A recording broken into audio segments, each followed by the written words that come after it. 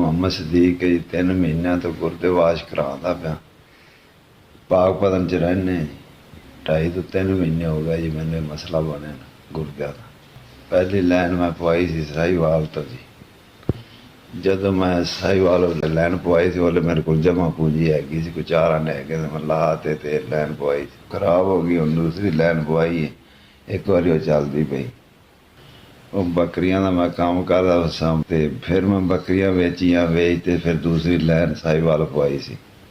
ਤੇ ਬਾਕੀ ਅਗਾ ਫਸਤੂਲਾ ਬਣਾਉਣ ਵਾਸਤੇ ਮੇਰੇ ਵਾਸਤੇ ਪੈਸੇ ਕੋਈ ਨਹੀਂ ਸੀ ਮੇਰੇ ਕੋਲ। ਇਹਦੇ 'ਚ ਇਨਫੈਕਸ਼ਨ ਆਇਆ ਖਲਾ ਤੇ ਮੇਰੇ ਇਹਦੇ ਡਾਇਲਸਿਸ ਵੀ ਸਹੀ ਨਹੀਂ ਹੁੰਦੇ। ਜਿਹੜੇ ਮੇਰੇ ਡਾਇਲਸਿਸ ਹੁੰਦੇ ਨਾ ਉਹ ਮੈਂ ਦੂਸਰਾ DHQ ਸਿਹਤ ਕਾਰਡ ਤੇ ਕਰਾਉਣਾ। ਸਾਡਾ ਜੇ ਥੋੜ੍ਹਾ ਬਹੁਤਾ ਮੇਰਾ ਚੱਲਦਾ ਪਿਆ। ਉਹ ਮੈਂ ਲਾਹੌਰ ਆਇਆ, ਮੈਂ ਇੱਥੋਂ ਆ ਕੇ ਫਸਤੂਲਾ ਬਣਵਾਇਆ। ਪੈਸੇ ਦਿਨ ਮੈਂ ਲਾ ਲੂ ਤੇ ਵਿਹਲਾ ਹੋ ਗਿਆ। 4000 ਰੁਪਈਆ ਹੈਗਾ ਸੀ ਜਿਹੜਾ ਮੈਂ ਕਿਰਾਇਆ ਕਰੂਆ ਲਾ ਤੇ ਆਇਆ। ਹੁਣ ਮੈਂ ਫਸਤੂਲਾ ਬਣਵਾ ਲਿਆ ਤੇ 15000 ਰੁਪਈਆ ਮੰਗਦੇ ਪੈਣ ਤੇ ਹੁਣ ਮੈਂ ਬੜਾ ਮਜਬੂਰ ਹੋ ਕੇ ਬੈਠਾ। ਮੈਨੂੰ ਨਹੀਂ ਆ ਰਹੀ ਮੈਂ ਕਿੱਥੋਂ ਦਿਆਂ ਤੇ ਕੀ ਕਰਾਂ। ਪਿੱਛੋਂ ਘਰ ਦੇ ਬੱਚੇ ਪਰੇਸ਼ਾਨ ਨੇ ਤੇ ਤੁਸੀਂ ਪੈਸੇ ਕਿੱਥੋਂ ਦੇਈਏ। ਭਰਾ ਮੇਰਾ ਗਰੀਬ ਆਦਮੀ ਹੈ, ਤੁਹਾਡੀ ਮਿਹਰਬਾਨੀ ਮੇਰੀ ਇੱਥੇ ਜਾਨ ਛਡਾ ਦੇ, ਅੱਲਾ ਤੁਹਾਨੂੰ ਜ਼ਿਆਦਾ ਦੇਵੇਗਾ। ਡਾਕਟਰ ਬਾਰ ਆਉਂਦੇ ਨੇ ਚਾਹੁੰਦੇ ਨੇ ਪੈਸੇ ਦਿਓ ਤੇ ਜਾਓ। ਤੁਹਾਡੀ ਮਿਹਰਬਾਨੀ, ਤੁਸੀਂ ਮੇਰੀ ਮਦਦ ਕਰ ਦਿਓ, ਮੈਂ ਬੜਾ ਮਜਬੂਰ ਹਾਂ।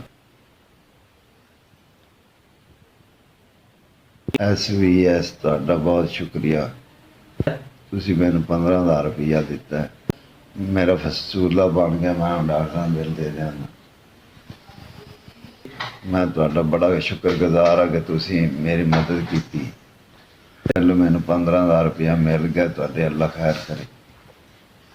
ਇੰਨੀ ਦੇਰ ਫਸਤੂਲਾ ਚੱਲਦਾ ਰਹੇਗਾ, ਮੈਂ ਤੁਹਾਨੂੰ ਦੁਆਵਾਂ ਦਿੰਦਾ ਰਹਾਂ। SVS ਤੁਹਾਡਾ ਬਹੁਤ ਸ਼ੁਕਰੀਆ, ਤੁਹਾਡੀ ਬੜੀ ਮਿਹਰਬਾਨੀ। 15000 ਰੁਪਈਆ ਡਾਕਟਰਾਂ ਨੂੰ ਦੇ ਤੇ ਬਿੱਲ ਤੇ ਕਰਾਂ ਚਲਾ ਜਾ। ਅੱਲਾ ਤੁਹਾਡੀ ਖੈਰ ਕਰੇ, ਤੁਹਾਨੂੰ ਸੱਤ ਸਲਾਮਾਂ ਨੇ, ਤੁਹਾਡੀ ਬੜੀ ਮਿਹਰਬਾਨੀ। SVS ਤੁਹਾਡਾ ਬਹੁਤ ਸ਼ੁਕਰੀਆ।